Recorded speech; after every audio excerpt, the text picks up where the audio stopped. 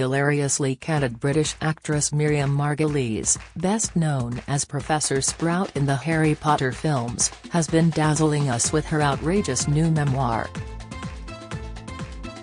Yesterday, in our second exclusive extract, she snapped back at Monty Python stars John Cleese and Graham Chapman, who made her Cambridge days a misery.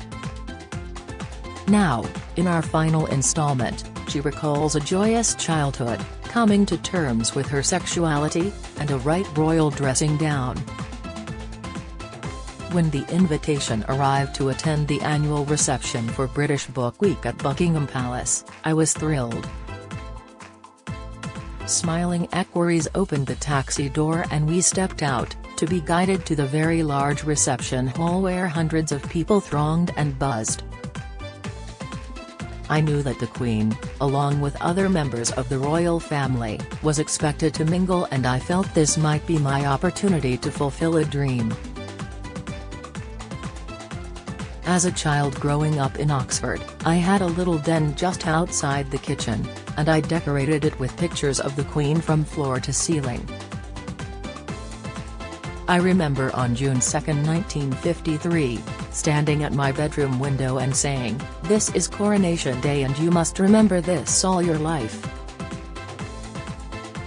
And I have. Over the years I've played various queens, including her great-great-grandmother Victoria more than once.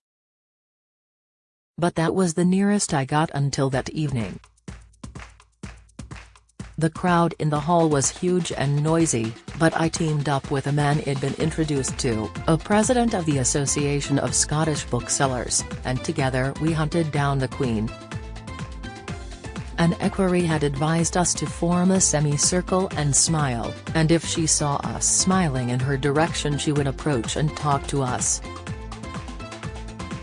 This worked, and, unbelievably, Her Majesty, looking exactly like the Queen with a helmet of iron grey hair and her handbag clamped like a grenade to her elbow, was standing in front of me. "And what do you do?" she said. That was where I made my first mistake. Meeting the royals does tend to make people daft. Instead of saying, like any normal person, "Your Majesty, I am an actress who records audiobooks," I took a deep breath and replied, "Your Majesty, I am the best reader of stories in the whole world." Her Majesty looked at me wearily, rolled her eyes heavenwards, sighed and turned away to my Scottish friend. "And what do you do?" "Your Majesty, I'm an academic trying to help dyslexic children to read. We've discovered that if the letters on the page are printed in different colors, it helps the children to absorb the information more easily." Listening beside him, I couldn't help joining in. "How fascinating," I said. "My goodness, I didn't know that." Her Majesty turned back to me and said sharply, "Be quiet." The tea of quiet was especially crisp. Everyone looked down, trying to contain their embarrassment at my gaffe. Undeterred, I spoke again, "I'm so sorry, Your Majesty, I got carried away with excitement." The Queen rolled her eyes, again, and started talking about how that morning she had visited a London school and been fascinated by the way English literature was taught there. I was keen to respond, so, once more, ignoring the royal request for my silence, I blurted, "But, you see, Your Majesty, we are so lucky to be born English and to have English as our first language. Imagine, for example, Your Majesty, if we had been born." I paused, looking for a country that didn't boast much of a literature, and came up with Albanian. Well, that was altogether too much for the Queen. I supposed it smacked of the political. Alarm crossed her face and she moved away, anxious to put some distance between herself and this clearly crazed woman. Clutching the handbag even more closely and murmuring yes, yes to herself, she disappeared into the throng, In 2002 another thick, creamy white envelope, embossed with the royal insignia, was delivered, announcing that I had been awarded an OBE for services to drama. A lot of people were quite surprised, none more so than me. Some people think that because of my socialist views, I shouldn't have accepted my OBE. Of course, I shouldn't have. I know that. It goes against everything I believe in, but I most certainly wasn't going to turn it down. As the Queen was observing mourning for her mother, who had just died, it was Prince Charles who pinned on my gong at Buckingham Palace.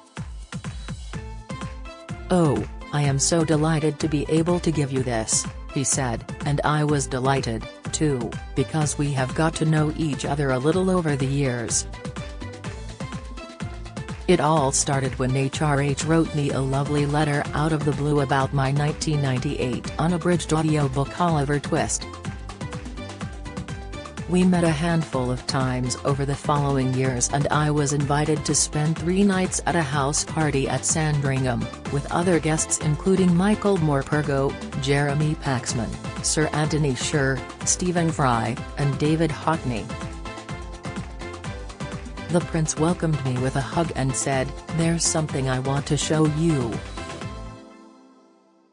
Here, come with me." I followed him and there, in the entrance of the house, was a curious leather chair that wobbled.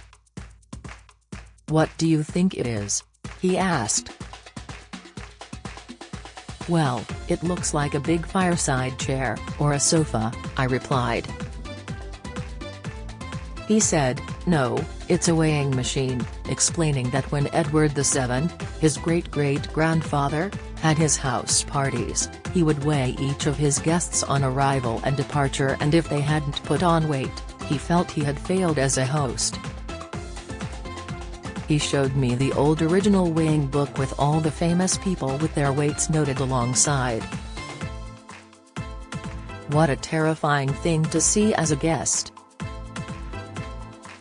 I said, "I hope you're not thinking of weighing me." The weekend continued swimmingly, so much so, I even went swimming with Camilla at Holcombe Sands.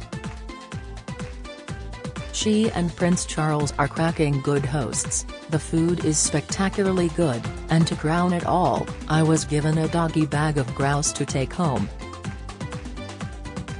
As always when such lovely things happen, I wished my parents had been alive to kavel, the Jewish word meaning to feel proud. Everything they worked for, every sacrifice they made, was to make my life better, but in many respects my mother and father were two opposites attracting. Tempestuous and immoderate, Mummy looked like a short and stout Gracie Fields and she did all the housework in the nude.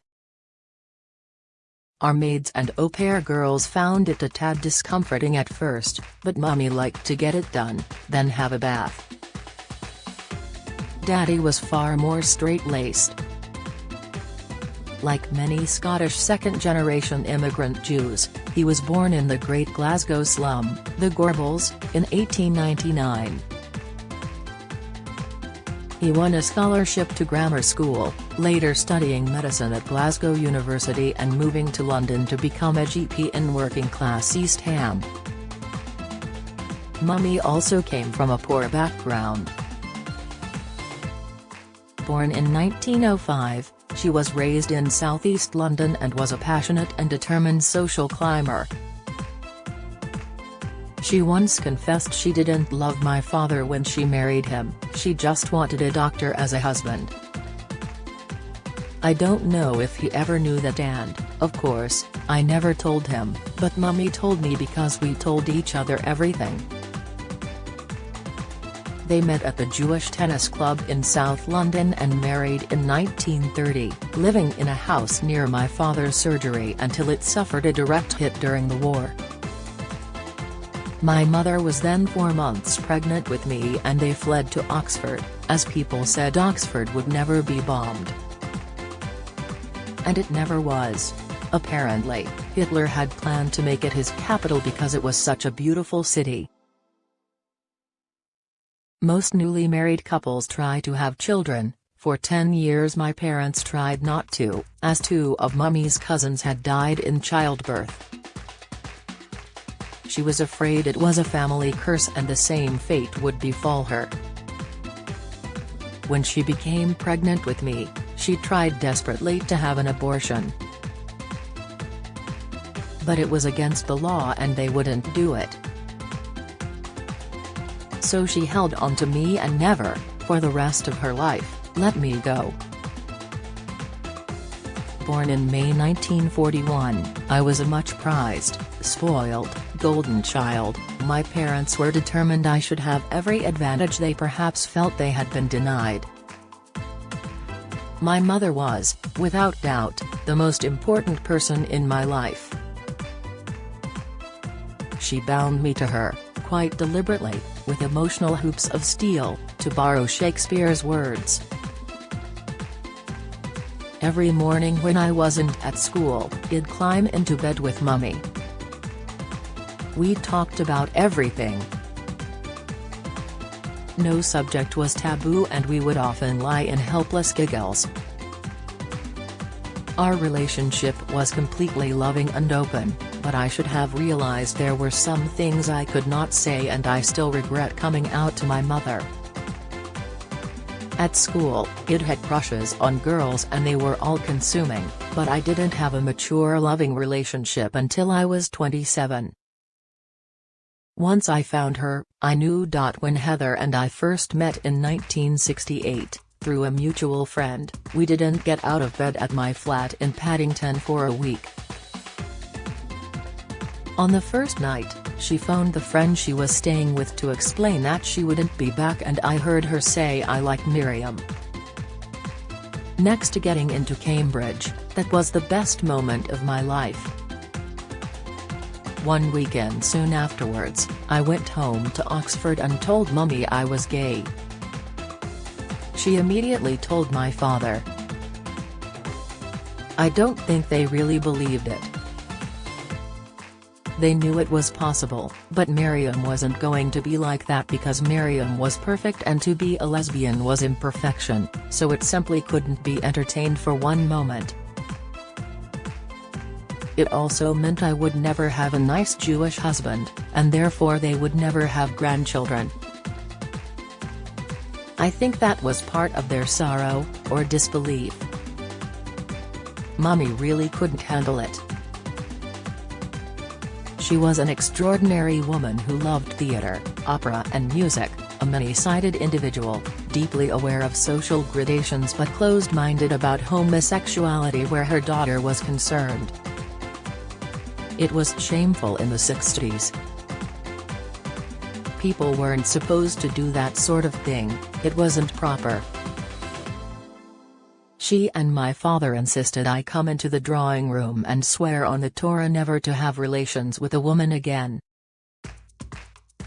I did as they asked, but I broke my promise.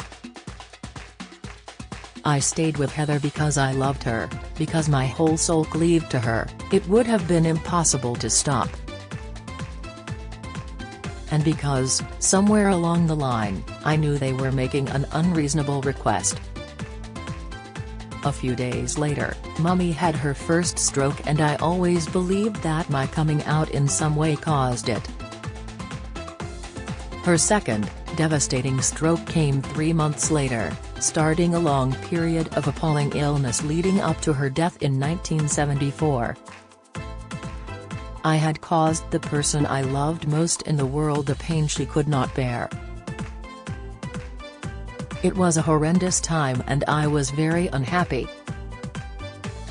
I knew I couldn't change what I was, I should not have told them. I realize now that it's indulgent of those of us who are gay to say you've got to know this, to share this. Some people cannot accept their loved ones being homosexual. And if they can't, they shouldn't have to. My friend Ian McKellen and I have a constant difference of opinion on this matter. He feels you should come out as an encouragement to others and be true to yourself. And I say, It depends who you're coming out to.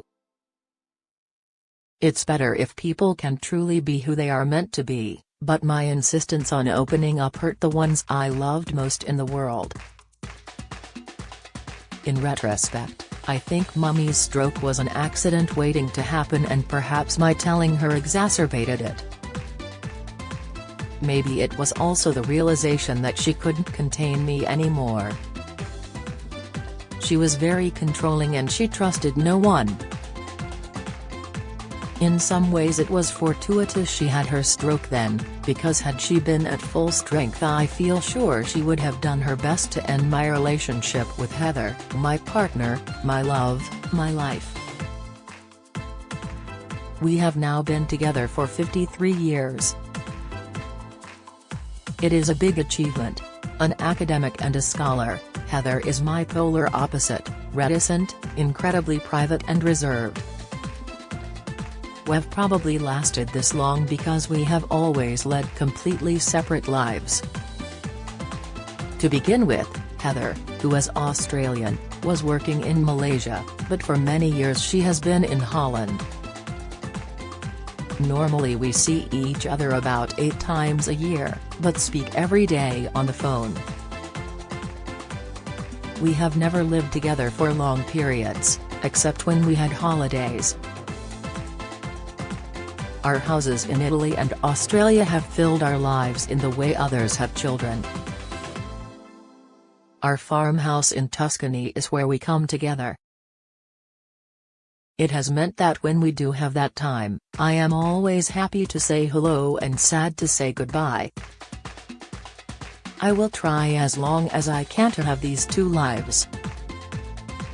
Life's like cheesecake, you want to have as much as you can. We often talk about whether to live together. Maybe we will only get to do that when we're in an old people's home.